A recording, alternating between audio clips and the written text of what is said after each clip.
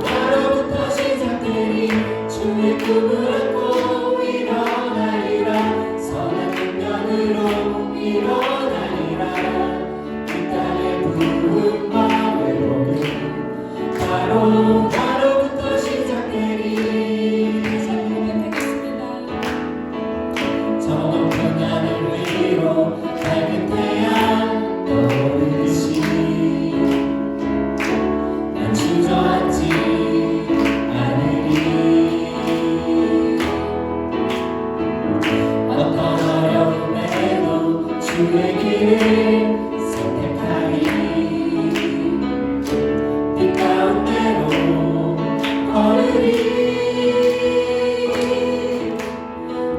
주님을 크게 보는 믿음 가지고 세상에 나타내리라 놀라운 주의 사랑이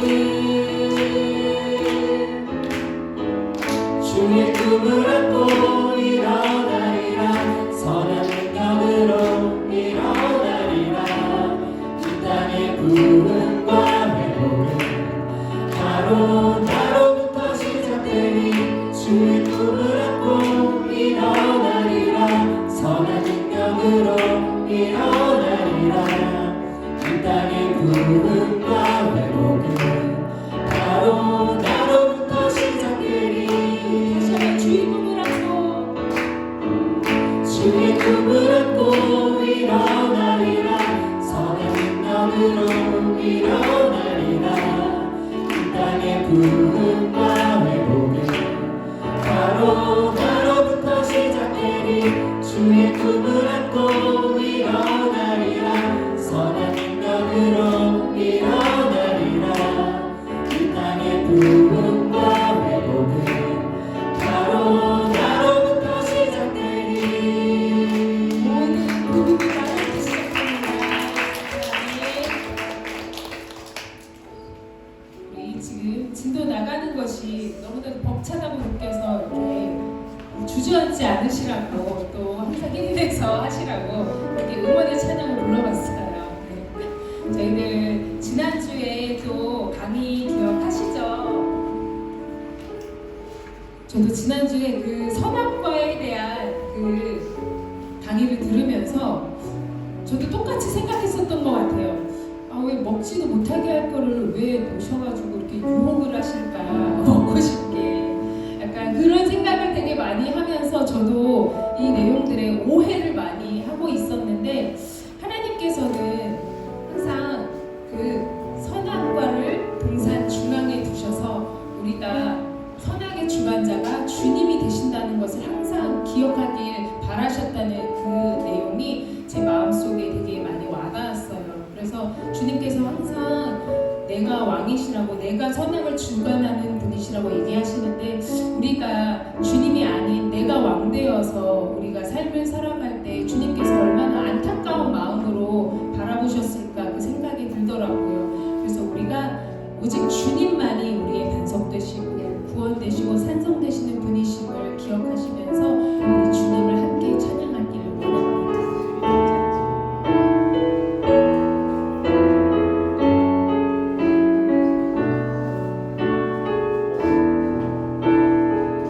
나의 영혼의 잠잠이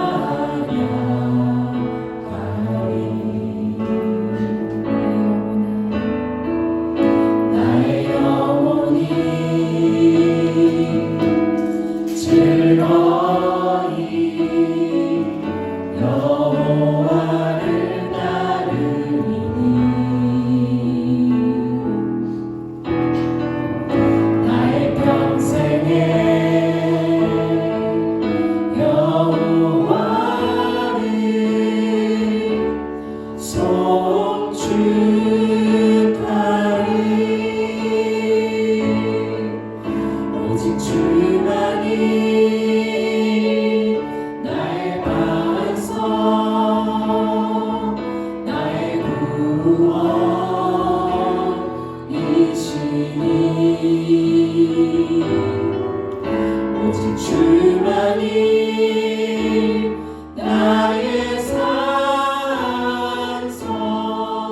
내가 요동치 아니하리 오직 주만이 나의 반석 오직 주만이 나의 반석 나의 구원이시니 오직 주만이 나의 산성 내가 요동치 아니하리 나의 구원 나의 영광 나의 구원 나의 영광 하나님께 있으니 주님의 주권자 되십니다 내 힘의 반석과 피난처 되시네 나의 구원 나의 영광 나의 구원 나의 영광 하나님께 있으니 내 힘의 반석과 피난처 되시네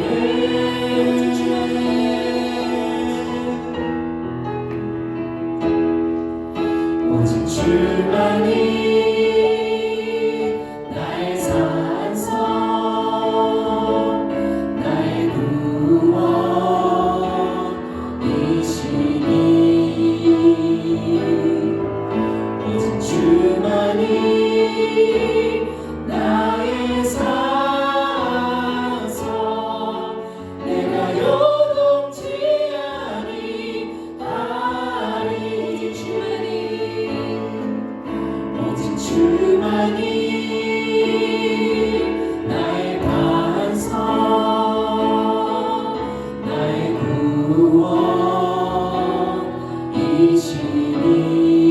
구원이시니 오직 주만이 나의 산성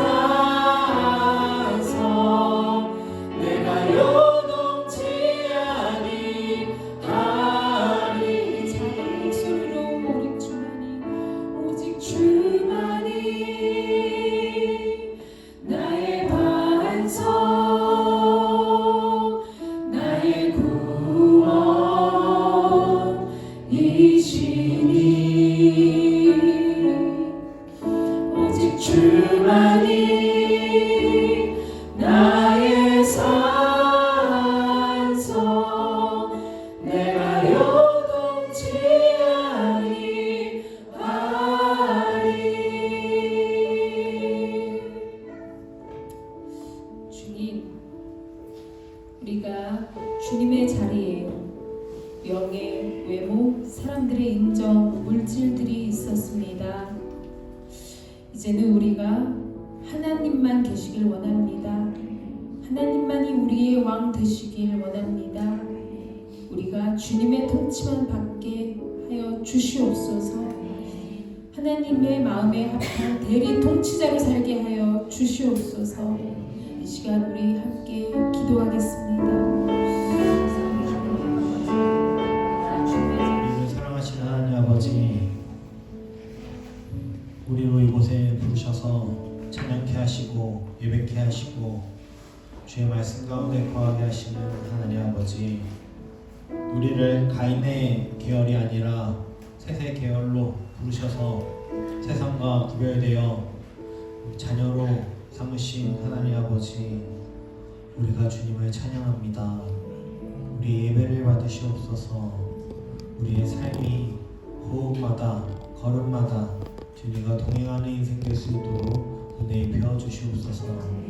주님께서 함께 하신 믿습니다. 이 시간 여러 상황 가운데 또 시간을 쪼개어 분주한 가운데 이곳에 나와 주님 앞에 구별하여 시간을 드린 모든 성도님들을 주님 만나주시고 주님 붙들어 주시고 삶의 모든 한숨이 나오는 문제 가운데 주님의 주인 되어 주시옵소서. 주님께서 함께 하신 믿사오며 사랑이신 예수 그리스도 이름으로 기도합니다. 아멘. 샬롬. 찬양 다시 같이 멈췄습니다. 우리 옆 사람과 함께 인사했으면 좋겠습니다. 참 좋은 날입니다. 사모님 여기 안 보이시죠 이게? 보이세요? 저만 안 보이죠? 네. 카메라 괜찮죠? 네. 한 주간 잘 지내셨죠? 네. 말씀 많이 밀리셨죠? 네. 안 밀리 아직도 안 밀리신 분들 계세요? 다? 네. 와 진짜요? 와. 우리 여기 우리 민세기조 우리 민세기조는 다 밀렸죠? 야. 네. 저희는이 아니라 저는 일주일에 한 번씩 올리고 있는데 네, 일주일에 한 번씩 다 이제 읽기는 다 읽고 있는데 올리는 게 가끔씩 이제 타이밍을 놓쳐가지고 가끔이 아니라 자주 타이밍을 놀려서 너무 참 대단하십니다. 우리 끝까지 포기 안 하셨으면 좋겠고 좋으시죠? 네. 어떤 분은 2시간씩 저희 교회는 6시간 이렇게 거의 이제 신학자처럼 하시는 분도 계신데 역청이 뭔지 또 제사장의 옷은 어떤지 다 찾아오면서 이렇게 6시간씩 하시는 분도 계시고 또 우리 권사님 한 분은 삶의 모든 라이프 스타일이 바뀌셨어요. 네. 남편을 통해서 들었습니다. 다른 거 다 안 하시고 말씀만 보시는 거예요. 맞나요? 권사님? 네. 신학교 원서를 하나 준비해야 되나 네. 그래도 뭐 TV도 안 보고 그냥 말씀만 막 보신다 그래가지고 네. 우리 너무 참 대단하시고 존경스럽습니다. 또 이 시간 저도 오전에 애들 학교 보내놓고 유치원 보내놓고 이제 오다 보니까 어떤 마음으로 여기 오셨는지 너무 잘 알겠고 너무 귀하셨어요. 너무 귀하시고 참 이 시간이 하나님께서 귀하게 또 은혜 주시는 시간, 또 말씀 가운데 하나님을 아는 지식을 주시는 시간 되기를 바랍니다. 네, 우리 같이 시작해 보겠습니다. 오늘은요 이제 사과인데요. 세계사 속에 내 나라를 내 이스라엘을 세우겠다. 이제 그렇게 하나님께서 선언하시는 장면입니다. 하나님께서 이제 국가 만들기를 나라 만들기를 이제 하십니다. 오늘 포인트를 보시면요, 아담의 족보와 노아의 홍수의 연관성을 좀 볼 거예요. 족보가 이 성경에서 굉장히 중요합니다. 구약에서 족보는 톨레토트라고 하는데요. 이 톨레토트는 굉장히 그냥 쭉 나열한 어떤 우리 족보 개념이 아니라 성경에서의 족보, 이 톨레토트는 굉장히 중요한 장치 역할을 해요. 근데 그것들에 대해서 우리가 쉽게 좀 배워보도록 하겠습니다. 자, 그리고 노아의 홍수에 대해서 우리가 과연 사실이야? 이것들에 대해서 좀 알아보는 시간들 갖도록 하겠습니다. 여기서 이제 과학 얘기가 좀 나오는데 저번처럼 그렇게 험악한 그런 내용들은 아니고 오늘은 좀 가벼운, 제가 말씀드렸죠? 저는 미대 출신이기 때문에 미대생 수준으로 말씀드린다고 했죠. 그 구조 그렇게 한번 가볍게 알아보도록 하겠습니다. 글씨가 살짝 깨졌는데, 네, 다시 두 계열의 나라가 발생합니다. 그 전에 가인과 셋이었죠. 그 이후에 다시 니므롯의 나라, 이스라엘의 나라가 다시 이제 갈라지는 그런 것들을 오늘 살펴볼 거고요. 그 다음에 이스라엘 나라를 하나님께서 시작하신 장면까지 우리가 보도록 하겠습니다. 선악과를 기점으로 두 왕사가 갈라진다고 우리가 배웠어요. 힘 있는 자가 다스리는 공동체인 어떤 계열일까요?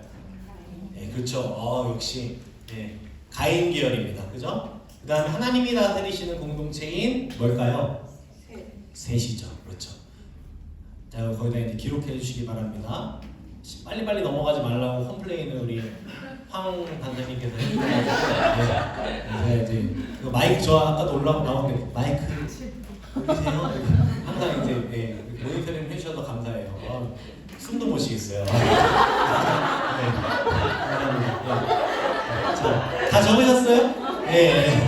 할렐루야. 좋습니다. 네. 자, 가인 계열은요 뭘로 통치할까요? 뭘로 통치할까요? 힘과 무기로 통치합니다. 그래서 가인은요 최초의 뭐죠? 살인자예요. 자신의 뜻대로 되지 않자. 이것 자체도 선악과를 먹은 그런 모습이죠. 자신의 뜻처럼 되지 않자 자신이 선악을 분별하여서 힘으로 죽여버립니다. 그죠? 그리고 나서 그 후손들도 라멕도 그렇고 이 라멕은 노아의 조상인 라멕과는 다른 라멕이에요. 그 라멕이 또 죽이고 죽이는 이제 살인이 좀 일어나는 거예요. 가인의 계열, 힘과 무기로 통치하는 계열. 이 세계사는 가인의 계열일까요? 셋의 계열일까요? 가인의 계열이죠. 전쟁을 하고 협박을 하고 힘이 있으면 떵떵거릴 수 있는 그런 계열인 거죠. 그죠? 셋의 계열은 뭘까요? 하나님은 왕이시며 사랑으로 통치하신다. 이것이 끊임없이 계속해서 하나님께서 메아리처럼 울려가시는 거예요. 그리고 나서 그것을 아주 결정적으로 보여주신 사건이 바로 예수 그리스도시죠. 왕인데 여인의 뱃속에서 나오시고 하나님이신데 가장 미천한 곳에서 태어나시고 하나님이신데 제자들을 섬기시고 제자들의 발을 닦으시고 그런 모습으로 사실은 하나님 이 셋의 계열은 하나님은 왕이시며 하나님의 그 형상과 모양대로 사랑으로 통치하는 게 셋의 계열인 거죠. 자, 여기서 질문입니다. 그러면 셋 계열의 사람들은 누구이며 무엇을 해야 하는 사람들일까요? 자, 셋 계열의 핵심입니다. 이 핵심은요 성경 전체의 핵심이기도 하고요 오늘 우리 강의에서도 굉장히 중요한 핵심입니다. 셋 계열의 핵심 첫 번째, 하나님이 왕이시다. 지난 시간과 동일하게 선악과는 뭘 선언한다 그랬죠? 하나님은 왕이시다라는 걸 선언한다 그랬죠? 선악과뿐만 아니라 계속해서 하나님의 백성된 자녀로서 아담뿐만 아니라 아담의 후손인 모든 이들, 노아 그 이후에 아브라함 모든 사람들은요 셋의 계열이라고 한다면 하나님은 왕이시다. 이 선포가 돼야 되는 것이죠. 자, 두 번째는 뭐죠? 오늘 우리가 이것에 대해서 좀 배워볼 건데요. 섞이면 안 되는 거예요. 섞이면 안 되는 거예요. 성경에서 굉장히 중요한 개념입니다. 하나님은 왕이시다. 이 선언하는 이 예배자의 삶 그리고 섞이면 안 된다. 자, 한번 적어보겠습니다. 그리고 우리가 아까 말씀드렸던 족보에 대해서 좀 배워볼 건데요. 족보는요 뭘 찾아내야 되냐면요. 족보에 저도 이제 옛날에 족보를 다 외워보려고 했거든요. 좋지도 않은 머리로 그 족보를 다 외워보려고 하니까 이게 누가 누굴 낳고밖에 못 외웠어요. 근데 족보는요 주인공을 찾아내는 게 굉장히 중요해요. 주인공을 찾아내는 게 중요합니다. 이 족보는요 역사를 가장 짧게 함축할 수 있는 역사 기록 방법이에요. 그러니까 우리가 성경 말고도 족보가 많이 쓰여요. 근데 성경이 족보를 등장시킬 때는요 뭘 우리가 유념하면 좋냐면 족보가 나와? 처음 사람이 누구지? 끝 사람이 누구지? 족보가 나와? 뭐가 전환이 되나 보다. 우리가 예전에 드라마나 이런 거 보면은 중간에 딱 절묘할 때 딱 끊어지잖아요. 그리고 다음 시간에 이런 것처럼 이 톨레서트가 나올 때는 그 다음 장면으로 전환이 되는 거예요. 그러니까 그것들을 족보를 보면서 족보가 왜 나오지 이게 아니라 그걸 보면서 우리는 전환점이 왔구나. 다음 뭔가 새로운 일이 일어나겠구나. 이걸 우리가 찾아낼 수 있어야 되는 거예요. 그래서 오늘은 우리가 아담의 족보에서 노아의 족보까지 살펴볼 거예요. 우리 성경책을 다 펴가면서 우리 같이 살펴볼 건데요. 제가 권지혜 집사님 성경책 찾아드렸으니까 그것도 잘 찾으세요. 5층에서 있길래 제가 가져왔습니다. 생색내는 건 아니고요. 그냥 말씀드리는 거예요. 족보의 첫 사람은요 이전 이야기의 주인공이에요. 한번 우리가 메모해봤으면 좋겠어요. 족보의 첫 사람은요 이전 사람의 이전 이야기의 주인공이에요. 그럼 저 족보의 마지막 사람은 어디의 주인공일까요? 다음 이야기의 주인공인 거예요. 그러니까 사실 여러분이 보면 어떤 브릿지 역할을 한다고, 이 톨레토트는 브릿지 역할을 하고 경첩 역할을 해준다고 보셔도 이제 간단하게 그렇게 생각할 수 있습니다. 네, 우리 아담 족보에서 노아 족보까지를 쭉 살펴볼 건데요. 우리 창세기 5장 1절을 한번 볼까요? 네, 그리고 우리 성경을 꼭 가지고 다니시길 다 이렇게 가지고 오셨는데, 가방은요, 성경책 명품 가방의 기준은 성경책이 들어가는 가방이 명품 가방입니다. 그러니까 성경책이 들어가지 않는 가방은 뭐냐? 파우치예요, 파우치. 파우치는 이게 들고 다니시는 게 아니라 성경책이 꼭 들어가는 가방을 가지고 다니시길 축복합니다. 예, 우리 창세기 5장 1절에 보면요, 뭐부터 다룰까요? 무슨 얘기를 하고 있나요? 누가 나오죠? 아담이 나오죠, 그죠? 아담 얘기가 나오면서 아담과 함께 무슨 얘기를 하시냐면은 아담의 계보를 말하면서 창조를 얘기하세요. 창조를, 그죠? 창조부터 다시 다루세요. 네, 창조부터 다시 다루시고요. 그리고 아담은 1장, 그렇게 봤을 때 우리가 족보용법으로 봤을 때 아담이 나오잖아요. 1장에서 4장까지 물론 앞에는 천지창조부터 창조부터 나오지만 여기에 첫 주인공은 사실은 아담이었구나. 족장 아담이 첫 1장부터 4장까지의 주인공이자 족장이자 대표이자 왕이었구나. 이걸 우리가 알 수 있죠. 그죠? 이 족보가 나옵니다. 아담의 계보라고 하면서 전 이야기는 아담이 주인공이었고 다음에 다른 주인공이 나오는구나. 아담을 잇는 족장이 누구냐? 바로 셋이죠. 그죠? 셋 계열의 역사가 쭉 나오는 거죠. 그죠? 셋의 자녀들이 쭉 나오면서 셋 계열의 이제 창세기 5장 족보 공동체는 이제 셋 계열의 역사를 다루고 있는 거예요. 그래서 성경이 인정하는 이 역사는요, 성경이 인정하는 역사는 셋 계열의 역사예요. 셋 전에도 있었잖아요. 누가 있었죠? 가인이 있었잖아요. 가인의 족보도 나오긴 나오는데 가인의 족보를 의도적으로 걷어냅니다. 잠깐 다루고 세상의 어떤 족보를 그냥 다루고 쓱 나가서 성경이 주목하는 건 어디다? 바로 셋 계열의 역사예요. 그리고 나서 이 셋 계열의 역사 가운데 아담으로 시작한 주인공이 어느 주인공으로 가냐? 자, 창세기 5장 29절로 32절을 볼까요? 이 족보의 끝에 누가 나오죠? 이게 다음 내용의 주인공이라고 했죠? 그게 누구죠? 바로 노아죠. 노아가 등장합니다. 그러니까 앞에 이야기는 아담이 주인공이었고 뒤에 이야기는 이제 노아가 주인공이겠구나. 이걸 우리가 이제 알 수 있는 거죠. 그죠? 창세기 족보의 맨 끝에 있는 사람 노아. 그리고 나서 노아 이야기 이후에 노아를 주인공으로 무슨 이야기가 되냐? 홍수 이야기. 홍수 이야기가 쭉 진행이 됩니다. 쭉 진행이 돼요. 그리고 그리고 홍수 이야기 이후로 셈을 타고 셈, 야벳, 함 이렇게 쭉 3명 중에 셈을 타고 쭉 족보가 흐릅니다. 창세기 10장 21절도 그렇고요. 11장 10절에서 26절도 그렇고 이 셈의 족보를 쭉 흘러요. 그러다가 우리 창세기 노아 이후 노아의 족보로 시작 노아의 족보 가운데 셈의 족보를 흐르다가 노아의 족보 가운데 결국에 누구를 찾아내냐? 바로 아브라함을 찾아냅니다. 창세기 11장 27절에 나오죠? 그죠? 아브라함이 이제 등장해요. 노아 다음의 주인공은 아브라함이구나. 이걸 알 수 있는 거죠. 그림으로 좀 쉽게 제가 설명을 해드리면은 자, 낳고 이 낳고가 쭉 진행되죠? 이거를 이제 족보라고 할 수 있죠. 그죠?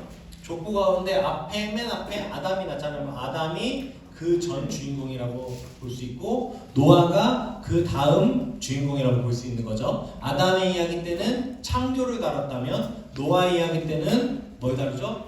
홍수를 다루는 거죠. 그 개념을 이게 족보, 톨레토트를 우리가 이게 톨레토트구나, 이 족보 용법이구나 이거를 아시면 좋을 것 같아요. 자, 그 다음에 이게 아담의 족보죠. 그 다음에 나오는 게 노아의 족보입니다. 이때도 낳고 이 낳고가 진행되다가 이것이 족보죠. 그 가운데 앞에는 노아가 있죠. 그리고 아브라함이 있습니다. 노아는 무슨 얘기를 다룰까요? 홍수를 다뤘죠. 그리고 아브라함은 무슨 얘기를 다루냐? 이스라엘의 건국. 이제 아브라함이 시작됩니다. 하나님의 언약 가운데 이제 이스라엘 민족이 시작되는 시간이 바로 노아의 족보입니다. 자, 이 상황 가운데 이제 6장부터 노아의 홍수가 진행이 돼요. 근데 5장 족보, 노아의 족보 다음에 바로 노아의 홍수가 시작이 돼요. 이거에 대해서도 우리가 생각을 해봐야 되는 거예요. 족보가 쭉 진행이 됐는데 그래서 세 계열, 그러니까 예배자의 공동체가 하나님의 백성된 공동체가 쭉 언급이 되는데 6장부터 노아의 홍수가 발생됐다? 이건 그냥 성경이 그냥 거기다 넣어놓은 것이 아니거든요. 셋 계열 외에 가인 계열 사람들뿐만 아니라 셋 계열 중에도 하나님의 통치 뜻대로 하지 못했던 사람들까지 노아의 8명 식구들 빼고는 다 심판을 받았다는 게 사실은 그 안에 들어있는 메시지인 거죠. 노아의 홍수에 대해서 우리가 좀 알아봤으면 좋겠어요. 먼저는 이 노아의 홍수에 대해서 이건 조금 창조과학 쪽인데 우리가 조금은 알고 있으면 좋을 것 같아서 잠깐 나누고 그 의미에 대해서 좀 나눠보겠습니다. 전 세계적으로요 노아의 홍수를요 고고학자들이나 성경학자들이 어떤 학자들은 그렇게 말해요. 이거는 전 세계적인 사건이 아니라 한 지역적 큰 대홍수를 기록한 것이다. 이렇게 얘기를 하는데 그렇지가 않은 게 뭐냐면 세계에요 이 대격변, 이 홍수에 대한 기억은요 지구상 대부분의 민족에서 신화나 전설로 보존이 돼요. 이 대홍수, 홍수가 일어난 이 사건이요 그냥 한 군데 정도가 국지적으로가 아니라 모든 곳에서 이게 다 일어나는 거예요. 메소포타미아의 수메르 문명에서도 그렇고 이집트의 경전에서도 그렇고 인도에서도 그렇고 태평양의 여러 민족들의 민담, 설화, 그리고 남아메리카 원주민들, 호주, 뉴질랜드 원주민들 할 것 없이 유럽까지 모든 곳에서 일어나는 거예요. 그리고 교과서에서 여러분 혹시 기억하실지 모르겠지만 저는 이게 꽤 오래전 거의 20년이 훌쩍 넘은 30년 거의 가까이 된 일임에도 불구하고 기억이 나는 게 뭐냐면 20년 됐겠네요. 저한테는.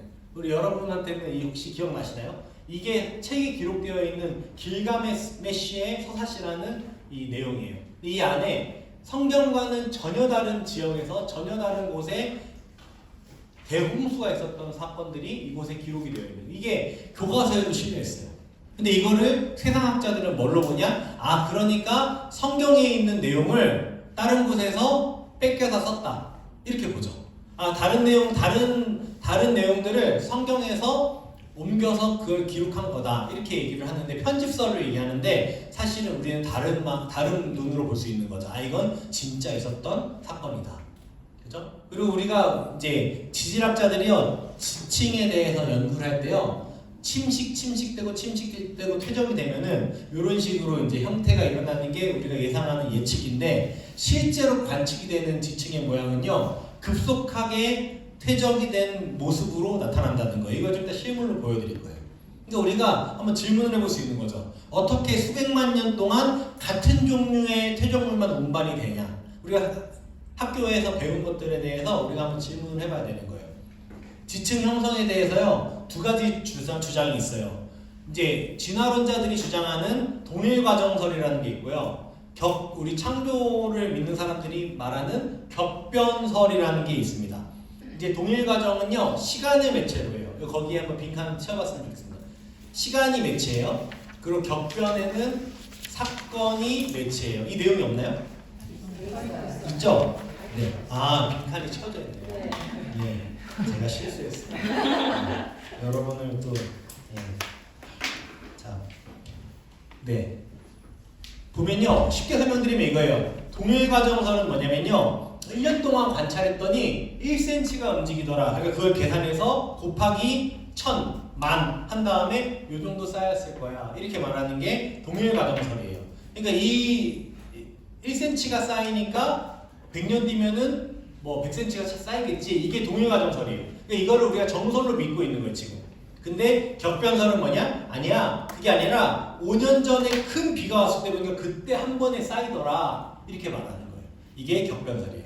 이거에 대해서 실제로 사례가 검증이 된 연구가 된 게 있어요. 1980년대에요. 1980년 5월 18일 날 20세기의 최대 규모의 화산이 폭발했어요. 세인트 헬렌산이라는 이곳에서 폭발했어요. 이게 우리가 알고 있는 지층이잖아요. 근데 이 지층이요, 퇴적층이 형성되는데요. 연구가들이 이제 보니까 1980년 5월 18일에는 이게 기존에 있던 이 양이거든요, 이게. 근데 불과 5시간 만에 이만큼의 퇴적층이 더 쌓인 거예요. 불과 7.5m가 5시간 만에. 그러니까 이게 과학적으로 진화론을 믿는 사람들이, 동일가정설을 믿는 사람들 입장에서는 이게 전혀 다른 내용인 거죠. 그리고 그 다음 분진들이 쌓여서 그 위에 있는 내용들, 그 위에는 이제 2년도 안 돼서, 채 안 돼서 쌓인 거예요. 그러니까 이 폭발만, 화산 폭발만 해도 이렇게 지층이 쌓이는 거죠. 그러니까 헬렌산을 보면요, 하루 만에 형성된 이 두께 길이가 얼마큼이냐면 30m 안에, 하루 만에 이 화산 폭발로 인해서 이게 리틀 그랜드 캐년이라고 불린다고 해요. 이것이 그냥 사람들은 그 전에는 이것들이 관찰되기 전에는 수십만 년, 수억만 년 걸렸다고 주장했던 것들이 불과 하루 만에 이렇게 쌓여버리는 것들을 우리가 직접 눈으로 목도한 거예요. 이게 어디죠? 그랜드 캐년. 제가 찍어왔습니다. 네, 제가 찍어온 거예요. 네. 중국인이 아닙니다. 중국인 아니에요. 중국인이라고 오해 많이 받는데, 제주도 가도 전 미야오 이렇게 사람들이 사진 찍어서 그렇게 하는데 중국인 아니라 접니다. 제가 이곳에 가서 이 그랜드 캐년을 딱 보고서 제가 자연 광경을 보고 눈물을 흘린 적은 처음이에요. 딱 보고 제가 고백했어요. 진짜 현 고백을 했어요. 나는 위대한이 아니다. 이게 위대한이다.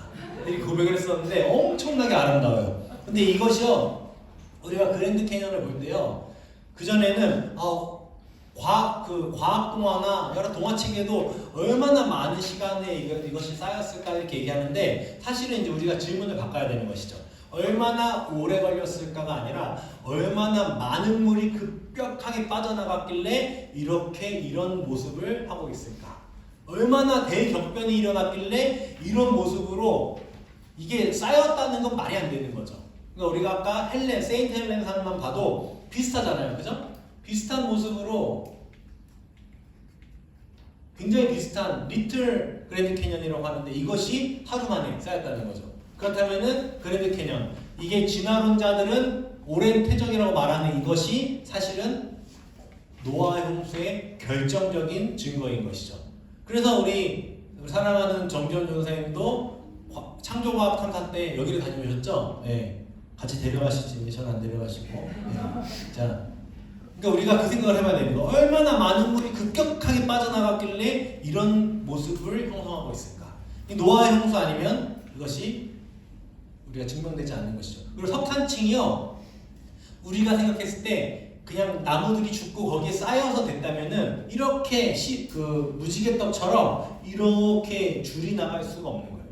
근데 이것은 갑작스럽게 한 번에 덮쳐지고 한 번에 압축됐기 때문에 이렇게 되는 것이고, 그리고 이 석탄은요, 굉장히 압축되고 굉장한 고온에 그렇게 압축되지 않으면, 공기가 없이 압축되지 않으면 이게 만들어지지 않는다고요. 그냥 나무들이 넘어져서 막 쌓여서 만들어질 수 있는 게 아니라고 해요.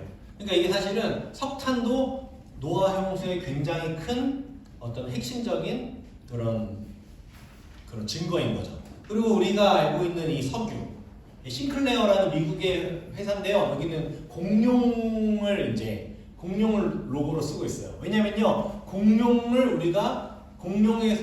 죽어서 석유가 됐다. 그렇게 해가지고 이제 하고 있는데, 그게 반은 맞는데 반은 틀린 말인 게 뭐냐면, 여러분 잘 생각해 보세요. 그 치열 현상이라는 게, 치열력이라는 게 이제 과학 용어로 했거든요. 치열력이라는 그 이제 과학 용어가 있는 치열 현상. 이 치열 아니라 치열 현상이라는 게 있는데, 그게 뭐냐면은, 여러분이 뭐냐면 표면 장력이라고 그러나요? 그 내용을 그 표면 장력이라 그래서 쉽게 말해서 물에서 나뭇가지가 막 떠다녀요. 근데 혼자 떠다니는 나뭇가지는 없어요. 나뭇잎들은 보통 어떻게 되죠? 물에 있으면 서로 뭉쳐요. 그죠? 그러니까 우리가 공룡 한 마리가 딱 죽어서 그게 석유가 됐다고 쳤을 때 우리가 지금 식출해가지고 그 석유를 뽑아내는 양만큼 뽑아낼 수 있겠냐? 이걸 한번 우리가 생각을 해봐야 되는 거예요. 그러니까 우리 한 번 밑에 이제 석유를 뽑기 시작하면은 어마어마한 내장량을 뽑아내잖아요. 근데 공룡 한 마리, 두 마리씩 막 흩어져서 죽어가지고 그걸 뽑을 수 있냐? 그렇지 않다는 거죠. 그러니까 우리가 만약에 석유를 진짜 지금 그리고 석유가 동물 DNA가 석유에서 검출된다는 건 다 우리가 알고 있는 사실인데 그렇다면 석유가 누군가들의 어떤 동물들의 시체인 건 맞는데 어느 시대에 어떤 시체냐 그거에 대해서 우리가 이제 생각을 해봐야 되는 거죠. 그러니까 우리가 이 석유 어마어마한 우리가 다 차 타고 왔는데 이걸 쓰고도 남을 정도의 이 석유를 우리가 쓰려면 어떻게 해야 되냐면 공룡들이 잠깐 모여가지고 우리가 먼 훗날 인간들에 위해서 석유가 되자. 다 같이 여기서 집단 자살을 하자 하고 같이 떼죽음을 그냥 거기 당해서 묻히지 않으면 그 많은 양들이 그렇게 모여있을 수가 없는 거죠. 그냥 한두 마리씩 픽픽 쓰러져가지고 쌓인다고 한들 그것이 석유가 될 수는 없는 거예요. 그러니까 뭐냐? 이것도 노아의 홍수 아니면 석유도 사실은 설명이 안 되는 거예요.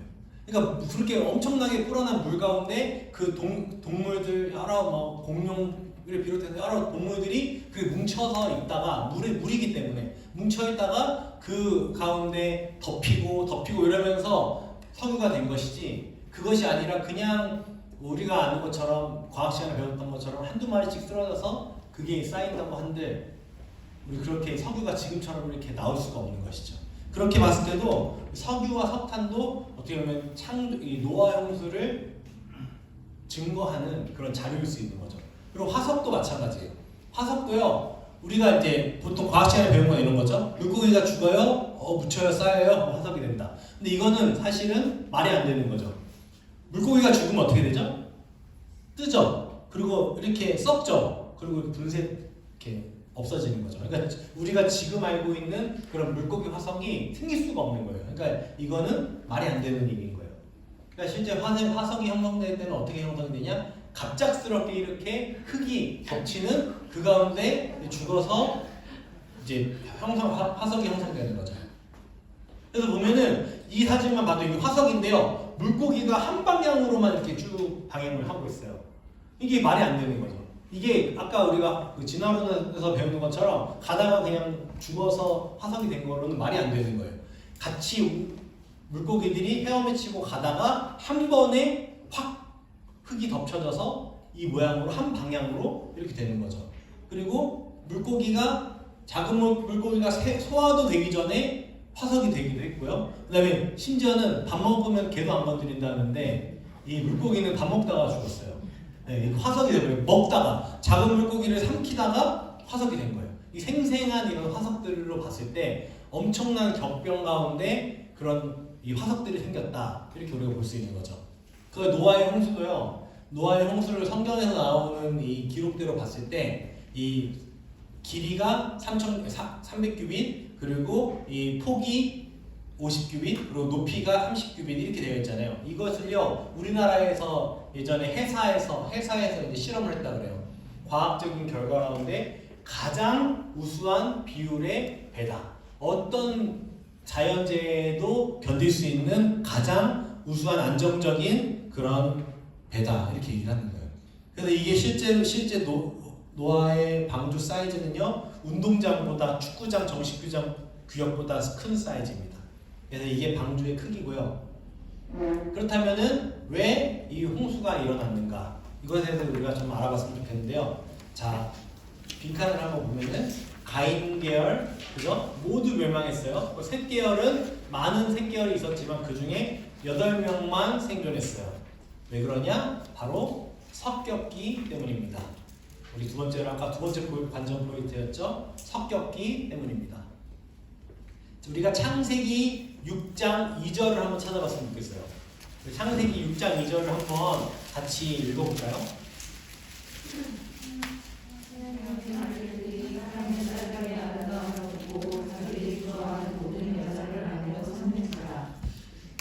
해석이요 굉장히 많은 해석들이 있어요. 하나님의 아들들이 누구냐, 사람의 딸들은 누구냐, 이 해석들이 굉장히 많지만요 거기에 대해서 우리가 좀 핵심적으로 볼 수 있는 거는 하나님의 아들들은 누구다? 셋 계열, 교회 공동체라고 볼 수 있는 거죠. 그리고 사람의 딸들은 누구냐? 바로 가인 계열. 그러니까 셋 계열과 가인 계열이 섞이기 시작하니까 어떻게 된 거죠? 그런 노아의 홍수가 발생된 것이죠. 네. 하나님의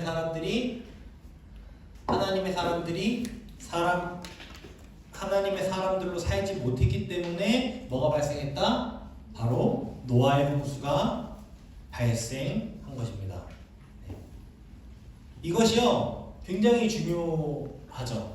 하나님의 예배 공동체, 하나님께 예배드리는 예배 공동체, 하나님은 왕이시다 선포해야 되는 그 예배 공동체가 타락을 해버리니까 그 예배 공동체만이 타락이 아니라 아담과 하와가 무너지니까 온 자연계가 무너졌던 것처럼 하나님의 예배 공동체가 무너지니까 온 세계가 무너져버리는 것이죠. 하나님의 백성이 정체성을 잃어버리니까.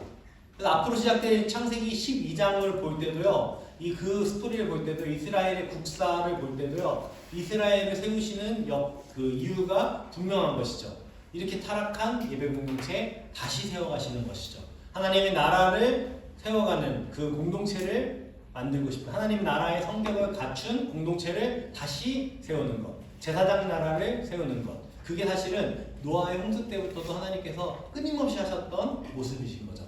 하나님의 예배 공동체가 타락하니까 공동체가 와야 되었습니다. 이걸 좀 적용을 해보자면요, 내가 예배자로 온전히 살지 못하면 나 혼자 무너지는 게 아닌 거예요. 우리 가정이 같이 공동체가 와야 되는 것이죠. 그러니까 그거에 대해서 우리가 경각심을 갖고 있어야 되는 거예요. 그러니까 노아의 홍수가요 따로 떨어져 있는 무슨 설화 이야기가 아니라 성경 끝까지 가야 되는 핵심적인 내용인 거예요. 하나님은 왕이시다. 그 왕이시다가 섞여서 세상과 섞여버리니 무질서하게 무너져버리는 것, 교회 공동체가 무너져버리는 것, 그것이 역사상 계속 패턴처럼 계속 반복해온 이야기인 거예요. 창세기 5장에 나오는 셋 공동체의 존재 목적에 대해서 한번 보면요, 자 빈칸 한번 쳐볼게요. 창세기 5장 족보에 등장하는 사람들은 초기 인류 시대의 교회 공동체인 거예요. 그러니까 그 사람들을 어떤 개별적으로 볼 것이 아니라, 이 족보도 그냥 그걸로 볼 것이 아니라 한 교회인 거예요. 하나님의 몸된 공동체, 교회 공동체, 예배 공동체라고 볼 수 있는 것이죠. 그리고 예배 공동체는 하나님의 뭐대로, 우리 1강 때 배웠던 거죠. 하나님의 뭐대로, 모양대로 살아야 했던 공동체인 거죠. 하나님의 모양대로 사랑으로 다스리고 하나님을 예배하고 그렇게 갔어야 되는 것이죠. 그리고 정복과 통치 외에 또 다른, 정복하고 통치하는 것 가운데 또 다른 목적이 있었어요. 뭐냐? 전도 공동체여야 했던 거죠. 이 셋 하나님의 공동체, 이 교회 공동체는 가인 계열을요 섞이는 것이 아니라 그들을 전도해야 했던 공동체였는데 섞여버린 거예요. 그다음에 오늘날의 셋 공동체는 뭘까요?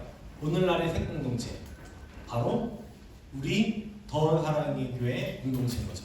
그러니까 이거에 대해서 우리가 그냥 그때 사건이 아니라 나의 모습으로도 볼 수 있는 거죠. 그렇게 봤을 때 우리가 다시 한번 보는 거죠. 우리는 어떻게 충실하게 사명을 감당하고 있습니까? 하나님은 왕이시다라는 게 우리 교회 안에 아주 어린 영유아부터 가장 나이 많은 고령의 노인까지 모두에게 똑같이 선언되고 있습니까?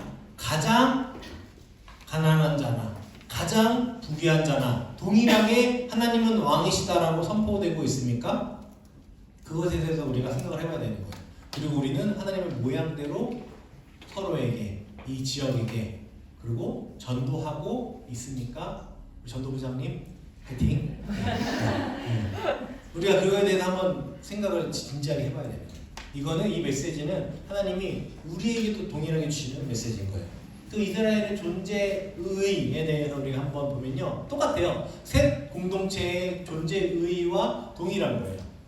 네, 새 공동체의 존재 사명과 이스라엘의 이 나라가 세워질 때의 이 존재 의의가 똑같은 거예요. 하나님의 나라는 섞이면 안 되죠. 세상 나라와 섞이면 안 되는 것이죠.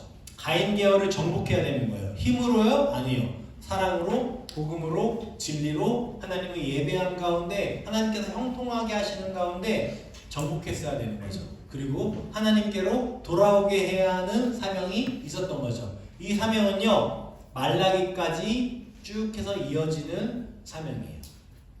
그리고 요한계시록까지도 쭉 흘러가는 사명이에요. 셋 공동체의 존재의 하나님은 왕이시다를 선포하며 선언하며 세상과 섞이지 않아야 한다. 그것이 우리에게 굉장히 중요하다고 말씀드렸습니다.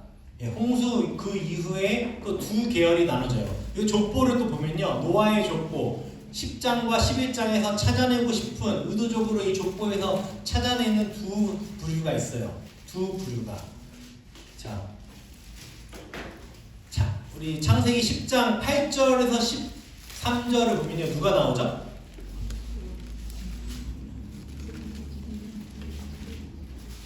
한번 찾아볼까요?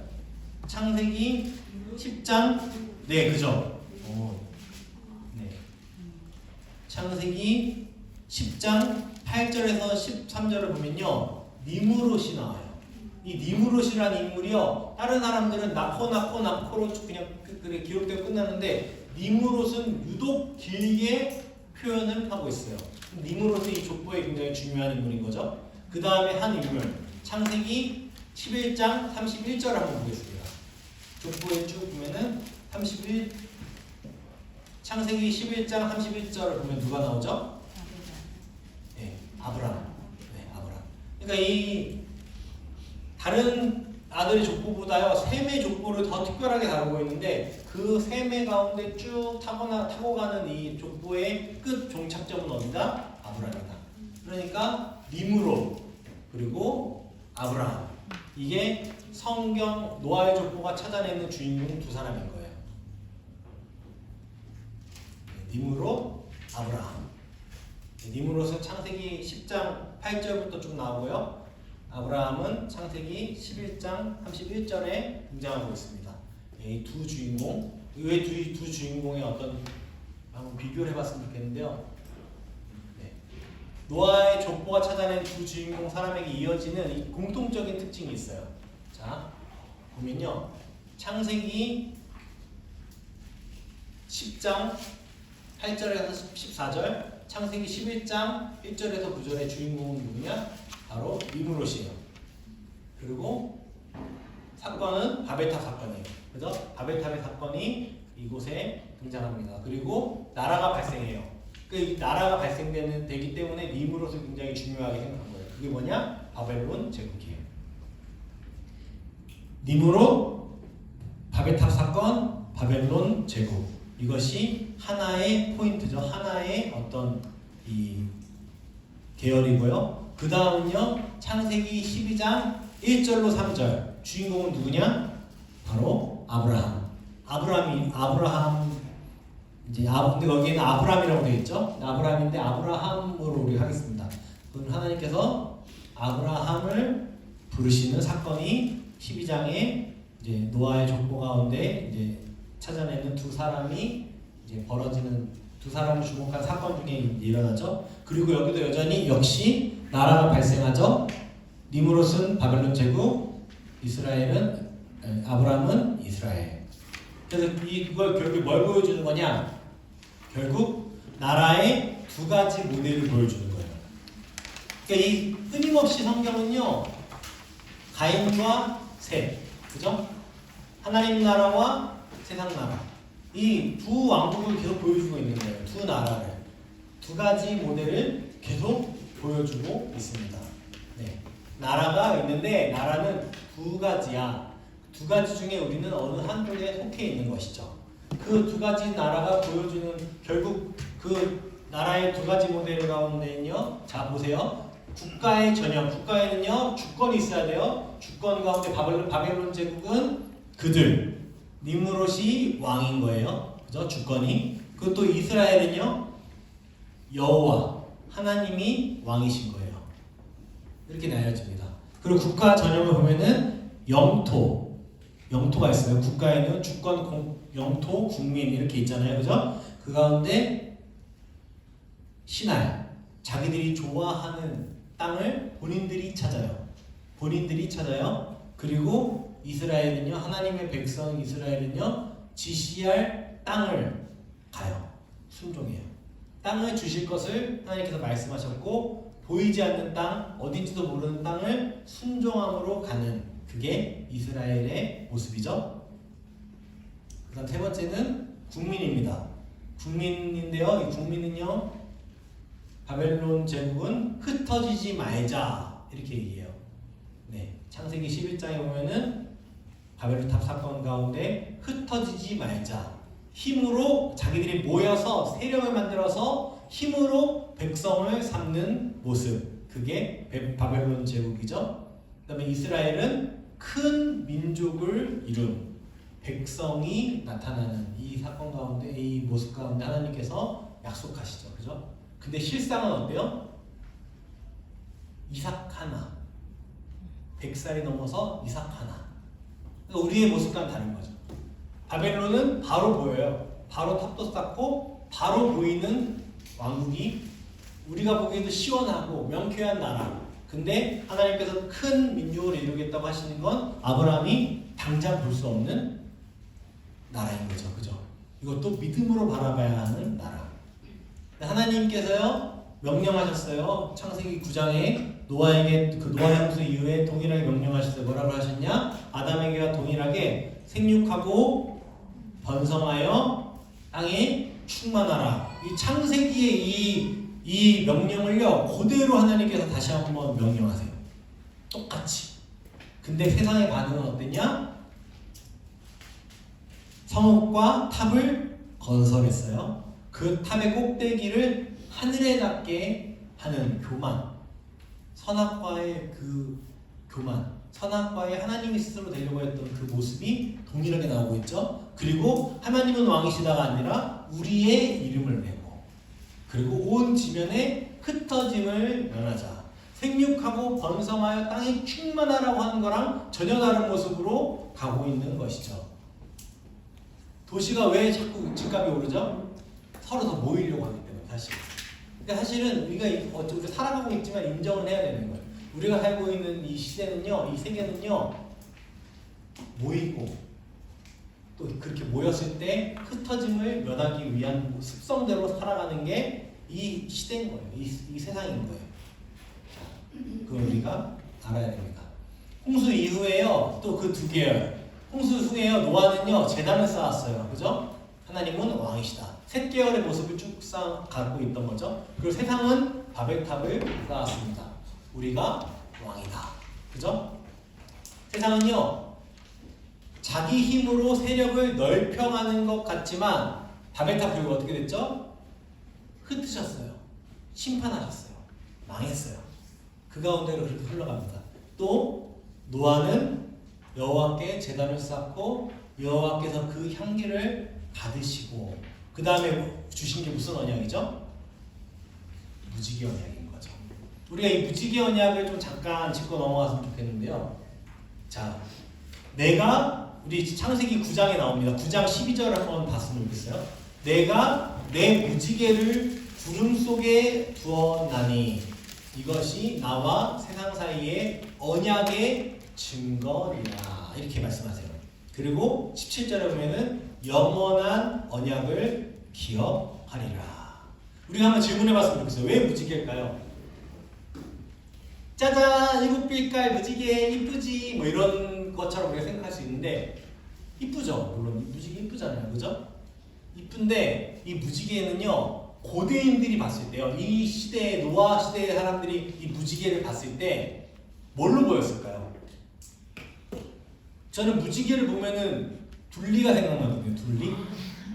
둘리 시대여가지고 둘리가 저는 생각이 나는데, 둘리가 막 무지개 타고 막 다니는 그게 생각나는데, 여러분은 무지개 하면 뭐가 떠오르세요? 뭐가 떠오르시겠죠, 그죠? 근데 이 고대인들이 무지개를 봤을 때는요, 무슨 생각을 했을까요? 우리가 그 알아보는 게 되게 중요해요. 왜 하나님은 굳이 무지개로 언약을 하셨을까요? 이쁘니까? 그게 아니죠. 이 무지개가요, 히브리어로 뭐냐면요, 캐셔트예요. 이 캐셔트는 뭐냐면 활이라는 뜻이죠. 활. 그러니까 이 고대인들이 무지개를 딱 봤을 때 어떻게 보이냐면요, 활이 하늘에 걸쳐 있네, 이렇게 보이는 거예요. 이 캐셔트가 무지개예요. 이 영어로도 레인보우잖아요. 그죠? 이 비가 온 뒤에 생기는 화살이라고 해서 레인보우잖아요. 그죠? 근데 이게 캐셔트, 이게 히브리어로는 그냥 분명 활이랑 무지개가 똑같이, 그러니까 하나님께서 내가 내 활을 구름 속에, 내 캐셔트를 구름 속에 두었나니, 이렇게 말씀하시는 거예요. 그러니까 무지개를 보면서 고대인들은 활이 하늘에 걸쳐 있네, 이렇게 생각을 했을 거예요. 근데 그 활의 방향이 어디예요? 어라? 활이 왜 하늘을 향하고 있지? 화살을 끼면 어떻게 날아가는 거죠? 하늘을 향해 날아가는 거잖아요. 그죠? 그거를 고대인들은 다 보고 있던 거라고. 이 화살이 걸쳐져 있네. 화살의 방향이 하늘이네. 근데 그걸 하나님께서 그렇게 띄우시고 영원한 언약으로 기억하게 하시는 거예요. 뭘 말씀하시는 거죠? 이거죠. 야, 내가 보니까 너네는 생각 자체가, 근본 자체가 이 성경에 다 나오는 내용이에요. 악해. 나면서부터 악하기 때문에 너희한테 소망을 둘 수가 없고, 너희랑 언약을 해봤자 너희 또 어길 거야. 너희 또 무너질 거야. 그러니까 내가 무지개로 언약할 거야. 이게 사실은 뭘 예표하는 거죠? 내가 너희 죄를, 내가 언약하고 내가 너네 죄를 내가 사할 거야. 무지개 언약은 사실 그 의미인 거예요. 그러니까 언약이 깨트려졌을 때 그 화살이 누구를 향하는 거예요? 내가 향할 거야. 그 언약이 계속 깨트려지죠? 그러니까 누가 오셨죠? 예수 그리스도가 오신 거예요. 그러니까 하나님은 그 여전히 그 모습 가운데도 이 캐셔트를 주시면서도 예수 그리스도를 보내는 작정을 이미 마음에 하고 계셨고, 우리를 보면서도 너네한테 소망을 줄 수가 없겠다. 내가 너네의 죄를 대신하겠다. 너네의 연약함을 내가 감당하겠다. 이게 무지개 언약이에요. 이거를 그냥 하루 이틀이 아니라 영원한 언약으로 주신 거예요. 언약의 증거로 무지개를 주셔요. 하늘을 향한 무지개. 너네 죄 내가 감당할 거야. 너네 대속죄물 내가 될 거야. 그 모습들이 이 무지개 언약을 시작으로 계속해서 드러나는 거예요. 그러니까 우리가 예배를 왜 드려야 돼요? 왜 우리가 탑을 쌓지 않고 예배를 드려야 되는 것이죠? 예배 가운데 하나님께서 무지개 언약을 보여주신 거예요. 우리는 예배 가운데 뭘 보죠? 예수 그리스도의 보혈을, 예수 그리스도의 십자가를 보면서 무지개와 동일한 메시지를 받는 것이죠. 우리의 연약함, 우리는 연약하지만, 우리는 무너지지만, 우리는 주저앉지만, 하나님께서 나에게 캐셔트를 주셨지, 나에게 영원한 언약을 주셨지, 나에게, 그리고 우리는 그걸 선명히 보잖아요. 예수 그리스도로, 그죠? 그것을 노아도 봤던 거예요. 이 무지개를 보면서. 너무 감동적이지 않나요? 저는 이 말씀을 읽을 때마다 너무 은혜가 돼요.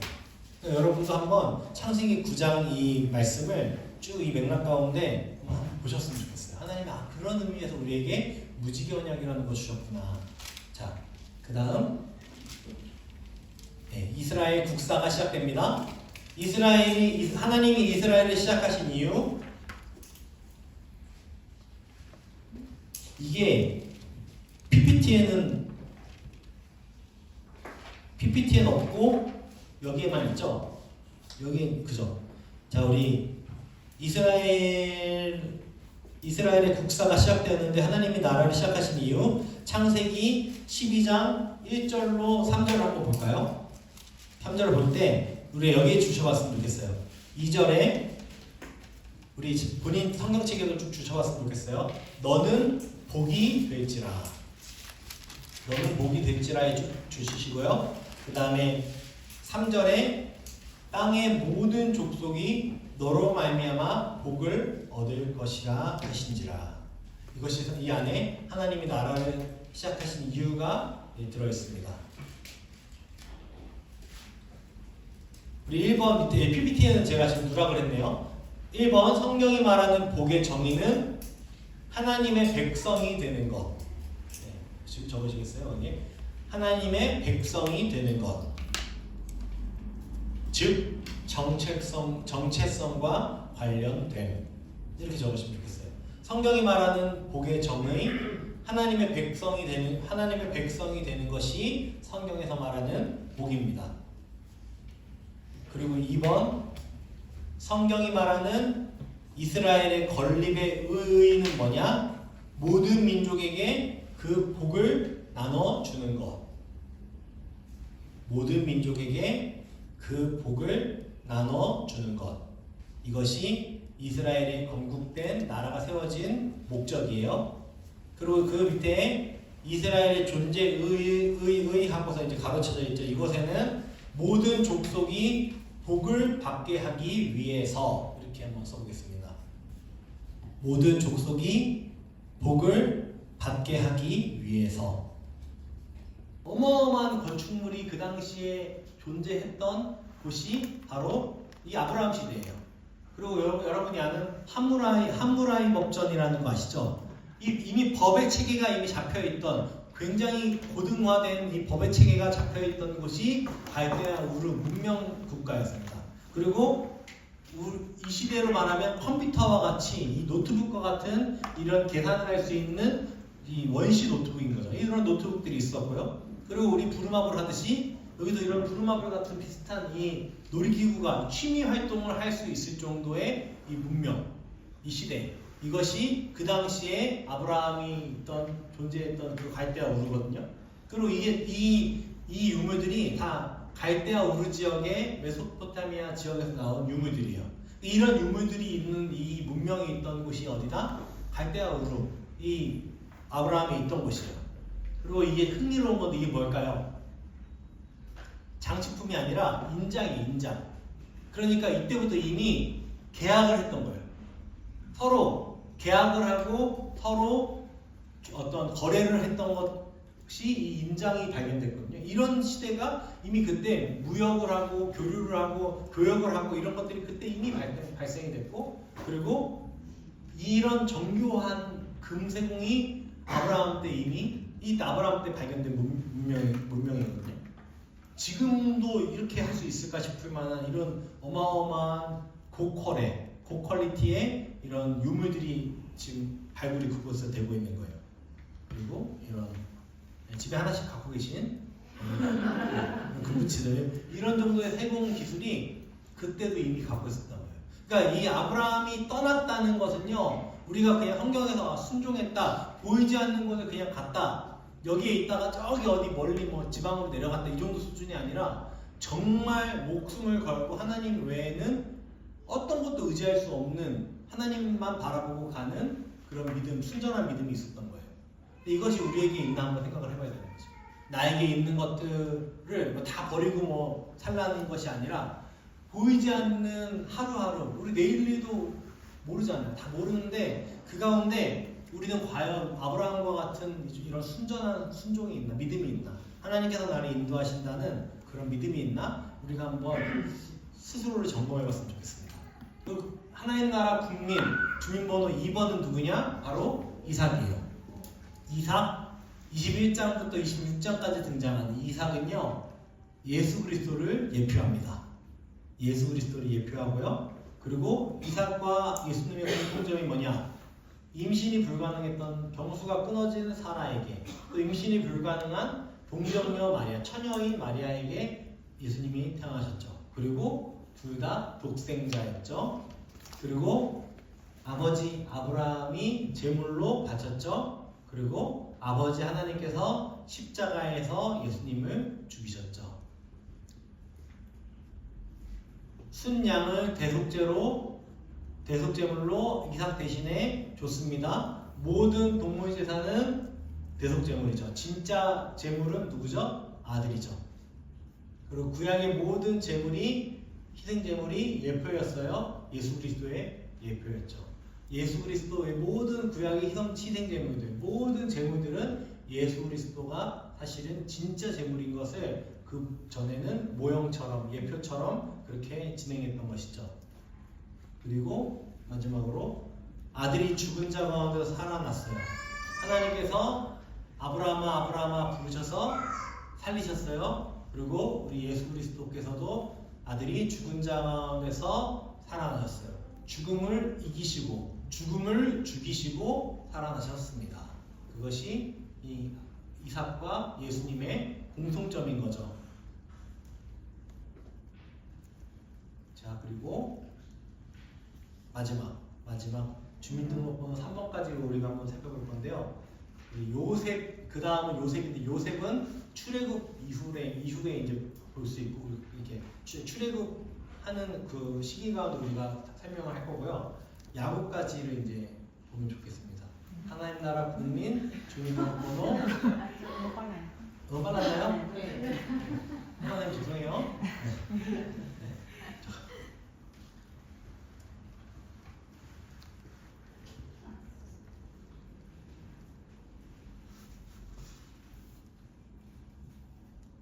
다 적어주시면 펜에 내려놓으시면 제가 렌즈컷 진행하겠습니다.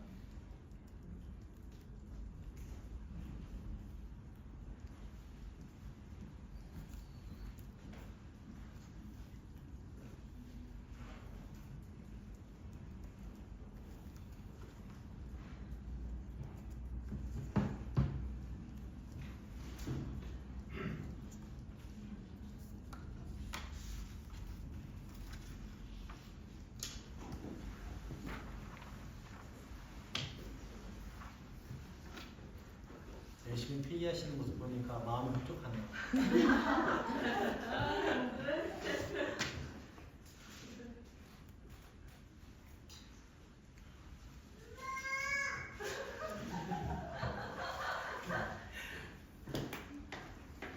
유엔이의 목소리가 항상 이 영상에 같이 항상 녹음되고 있습니다. 반갑습니다. 목소리 들을 때마다. 다음 한번 넘어가 볼까요?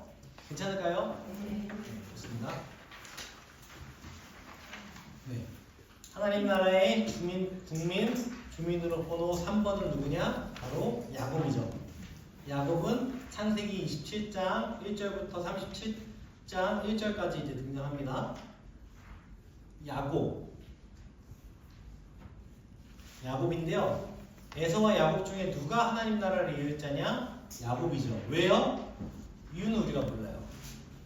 왜 에서를 미워하시고 야곱을 이뻐하셨는지, 왜 그렇게 기록하셨는지 우리는 알 수 없어요. 하나님의 절대적인 주권인 거예요. 우리가 항상 신앙생활할 때요, 굉장히 중요하게 생각해야 될 게 무엇이냐면, 우리가 다 이해하려고 하지 않는 마음이에요. 성경을 볼 때도 마찬가지예요. 이 사람은 왜 여기서 죽어야 되지? 이 사람은 왜 이렇지? 불쌍하다, 이런 마음도 들 수 있잖아요. 충분히 그럴 수 있죠. 하지만 그 가운데 우리가 더 위에 올려야 될 것이 뭐냐면, 그럼에도 불구하고 하나님은 나보다 선하시다. 이게요, 우리 삶에도 마찬가지예요. 어떤 안타까운 일들이 일어나잖아요. 삶에서 슬픈 일, 힘든 일, 어려운 일 말하라 그러면 전 없어야 할 사람 아무도 없어요. 저도 마찬가지고, 저에게도 늘 고민이 되고 아픔이 되는 영역이 있고요. 다 그런 아픔들이 있죠. 근데 그 가운데 우리가 어떤 마음이 항상 있어야 되냐면, 왜 야곱이야? 왜 에서가 아니야? 왜 야곱을 선택하셨어? 이런 질문이 아니라, 나는 다 잘 몰라. 나는 왜 내 삶에 이런 일이 일어나는지 난 잘 몰라. 그런데 하나님은 나보다 더 선하셔. 내 인생을 나는 모르지만 하나님은 가장 완전하게 인도하셔. 이런 고백이 있어야 되는 거예요.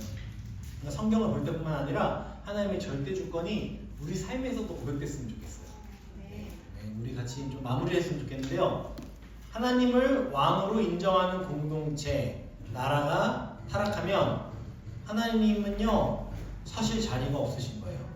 그러니까 우리가 하나님 백성으로서 우리가 이 나라, 이 세상 가운데 편만하게 하나님의 복음을 전해야 되는데, 우리가 타락해버리면요, 이 나라가 뭐 정부가 어떻고 뭐 심지어 군대가 어떻고 이게 아니라, 뭐 제일 중요한 건 영적으로 우리가 먼저 바로 서는 게 굉장히 중요한 거예요. 우리가 이 나라를, 이 민족을 축복하고 기도하지 않으면 누가 하나님께 기도하겠습니까? 그죠? 우리가 먼저 섞이면 안 되는 거예요. 우리가 하나님은 왕이시다라는 고백이 멈춰지면 안 되는 거죠. 앞으로의 세계사 가운데요, 힘의 논리에 의해서 쭉 진행될 거예요. 그 제국주의의 역사가 쭉 진행돼요. 이 세계사 속에서 하나님도 여전히 하나님 나라를 세우십니다. 그게 바로 하나님 나라입니다. 하나님 나라, 힘의 논리로 유지되는 나라가 아니라 사랑으로 통치하는 나라입니다. 하나님 나라의 국민들 우리가 3명 배웠죠? 아브라함, 이삭, 야곱. 제국의 역사와는 다른 모습으로 흘러갈 것입니다. 이 나라의 국민이 되는 것이야말로 복입니다. 우리가 배웠던 이제 이렇게 정리하면 그렇습니다. 그리고 창세기를 끝내고 보니 뭐가 만들어졌을까요? 국민이 만들어졌습니다. 하나님께서는 이 창세기를 통해서 하나님 나라 국민부터 세우시고 이렇게 만들어 갑니다. 우리가 밑에 뒤에 보면은 이 내용들 우리가 저번에 봤던 내용들이죠. 이 내용들이 우리가 이제 지금 쭉 본 거예요. 이제 다음 주에는 이 내용 이후의 것들을 쭉 볼 겁니다. 지금까지 배워왔던 오늘 배웠던 내용들입니다. 이스라엘 국사도 세계사와 함께 시작되었다. 마무리를 하려고 합니다. 내가 내 무지개를 구름 속에 두었나니 이것이 나와 세상 사이의 언약의 증거니라. 영원한 언약을 기억하리라. 성경은 우리에게 계속해서 두 방향의 인물들을 보여주죠. 하나님을 왕으로 인정하는 셋 계열의 예배자 셈, 노아, 아브라함 쭉 이어지죠. 그리고 스스로가 왕이 되어 살아가는 가인 계열의 사람들 니므롯, 바벨론, 제국. 우리가 어떤 존재들일까요? 우리는 어디에 속해 있는 존재일까요? 세상은 분명하죠. 점점점 높아지고 모이고 힘이 있으려고 합니다. 우리는 어떤 모습으로 살아가나요? 우리가 하나님께서 우리를 부르신 건 뭐냐? 우리는 셈처럼 노아처럼 아브라함처럼 살아가야 되는 것이죠. 우리 가정은 노아의 방주가 되어야 하고요. 우리 가정은요 아브라함과 같이 세상의 것들이 아니라 하나님께서 바라가신 길 가운데 걸어가야 하는 것이죠. 그런 삶은 우리가 매일매일의 예배 가운데 예배자로 살아갈 때 가능한 거예요. 아브라함은 롯과 헤어질 때도 예배를 드렸습니다. 아브라함은 하나님께서 이끌어 가시는 가운데 하란을 떠나 하나님께서 말씀하신 땅 가운데 거할 때마다 뭘 했어요? 항상 여호와께 제단을 쌓았습니다. 노아도요. 1년의 그 어려운 시간들 가운데 엄청난 큰 일을 겪고 나서 방주가 열리고 나서 가장 처음 한 게 뭐예요? 예배예요. 우리에게는요 늘 예배가 끊어지지 않아야 합니다. 매일매일의 삶에서 매일의 주일 가운데 우리가 예배자로 하나님은 왕이시다. 그리고 세상과 섞이지 않는 세상과 섞여서 그 가치관으로 아이들을 키우고 직장 생활을 하고 가정을 돌보는 그런 삶이 아니라 하나님은 왕이시다 선언하는 우리 모두가 되기를 축복합니다. 우리 같이 이 시간 함께 찬양하기 원해요. 찬양하고 잠깐 기도하겠습니다. 이 고백이 우리의 고백되기 원합니다. 나는 나의 예배를 다시 한번 하나님께 점검하기 원합니다. 하나님, 제가 노아와 같이 아브라함과 같이 세상에 섞이지 않는 하나님은 왕이시다 선포하는 그런 예배를 드리기 원합니다. 그렇게 고백하면서 우리가 찬양하시고 같이 기도하시기 원합니다. 같이 찬양하시겠습니다.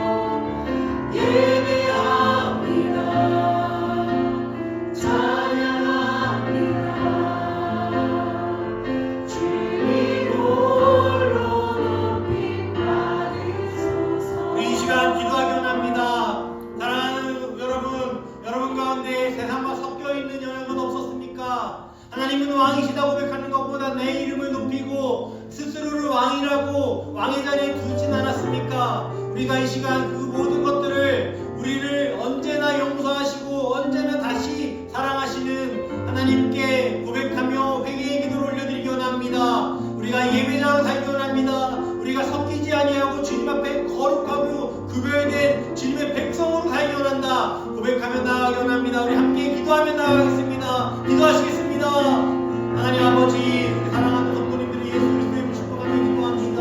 주님, 우리가 세상과 섞여 살았던 것들이 있다면, 주님께서 보시기에 가증한 모습으로 사는 것들이 있다면, 우리가 하나님의 가치관이 아니라 세상의 가치관으로 살았던 것들이 있다면, 주님, 우리가 예수 그리스도의 이름을 걸게 합니다.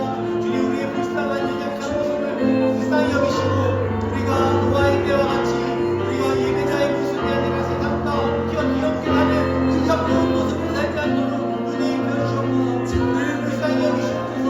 주님, 우리를 붙드시고 우리가 주님 앞에 늘 언제나 다시 되어볼 수 있도록 우리를 수련하여 주시고 우리를 거룩하게 성결하여 주시옵소서. 주님, 우리가 노래하기 원합니다. 매일매일 생명사원이 주님을 예배하기 원합니다. 우리가 예배하는 주님 가운데 나의 가치관들, 나의 생각들, 나의 쫓아가는 길을 돌이키기 원합니다. 주님, 함께하여 주시옵소서. 우리 사랑하는 성도님들의 모든 삶 가운데 하루하루의 삶 가운데 주님을 사랑하는 마음으로 주님만의 거룩한 마음으로 채워주시옵소서. 하나님이 왕이시다 성도님을 삶 살게 하시고 매일매일 삶 가운데 세상과 잘 섞이지 않는 거룩한 마음들, 거룩한 그 주님을 쫓는 마음으로 달려 주시옵소서. 주님, 우리 교회가 주님만의 아름다운 공동체를 이뤄냅니다. 예배자는 공동체를 이뤄냅니다. 예배 공동체를 이뤄나오니 우리에게 주님이 마음으로 달려 주시옵소서. 하나님께서 선포되는 것이 우리의 모든 삶의 중심부터 모든 면들까지 울려까지 원합니다. 주님, 함께하여 주시옵소서. 충만하게 역사하여 주시옵소서. 우리 예배를 받아주시옵소서.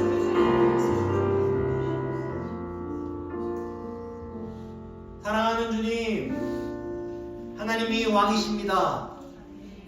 우리의 삶의 모든 영역에서 모든 순간마다 하나님이 왕이십니다. 우리가 세상과 섞이지 않겠습니다. 세상의 가치관으로 아이들을 키우지도, 세상의 가치관으로 우리가 돈을 벌지도, 세상의 가치관으로 우리가 생활을 하지도 않겠습니다. 주님, 우리에게 있는 모든 세상의 가치관, 주님, 이 시간 우리가 다 끊어내기 원하오니 주님, 성령이 우리를 도우시고 우리에게 주님을 사랑하는 마음을 가득 부어 주시옵소서. 우리를 보호하여 주시고 우리에게 어떤 세상의 미혹도, 세상의 염려, 근심, 걱정, 세상의 자랑, 세상의 이름을 떨치려고 하는 그 바벨론 문화가 우리에게 스며들지 않도록 우리에게 모든 순간을 예배로 가득 채워 주시옵소서. 주님께서 함께 하심이 있사오며 사랑이신 예수 그리스도의 이름으로 기도합니다. 아멘. 우리 하나님께 영광의 박수 올려드리겠습니다.